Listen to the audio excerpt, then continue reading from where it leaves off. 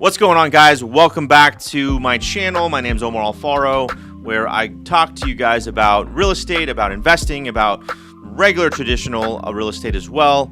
And what we're going to be discussing today is how I increased my cash flow by $5,000 per month in the matter of a couple weeks by making a decision. So check this out. I own a lot of properties, and some of them I Airbnb. And with Airbnb having its, challenges based on people not wanting to book and people not wanting to go to certain places, I switched up everything in a matter of a weekend. So this is what I did.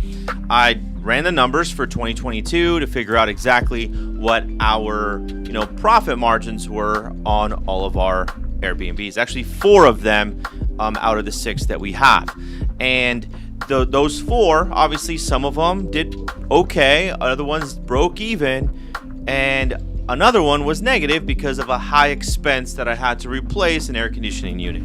In another video, you'll know exactly what I mean about that.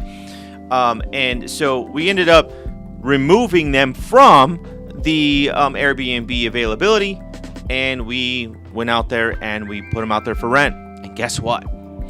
We have decent notes on them. As a matter of fact, all of them have, I think 2 of them have 3% interest rates, which is phenomenal. So your cash flow is pretty high there. Plus the other 2 are paid off. So it ends up making sense. So what we ended up doing is on one property, we rented it out for $2,800 and the payment's $1,600. So that brought us in $1,100 on one property, right, per month. Because now we don't have to pay for any of the utilities, the alarm, all of the stuff that's associated with it. We don't have to pay anymore because somebody absorbed that expense, which is cool. The other one, which was a bigger property that we really thought that we did well because it rented out all year, but the expenses were so high and the amount of money that I was putting into this place to make sure that it stays nice kind of was a wash. I mean, with a $3,000 mortgage payment, that's $36,000 a year just for the mortgage payment, plus everything else that's associated with the big house. The laundry, everything else, the utilities. Just kills you. The propane, people leaving the propane on to warm up that spa, and the next thing you know, you got a $1,800 freaking propane bill. So that does end up happening at some of these Airbnbs. Just know that's something that you guys should understand. So anyways, that property there, we ended up renting it out for, I want to say it's $4,800. $3,900. I stand corrected. $3,900. So now it creates a $900 a month positive cash flow, which is great. So my $1,100 plus the additional 9 brings me to $2,000, right? And the other properties that we have increased our cash flow on is another one that we just rented out for $2,800. That one's paid off.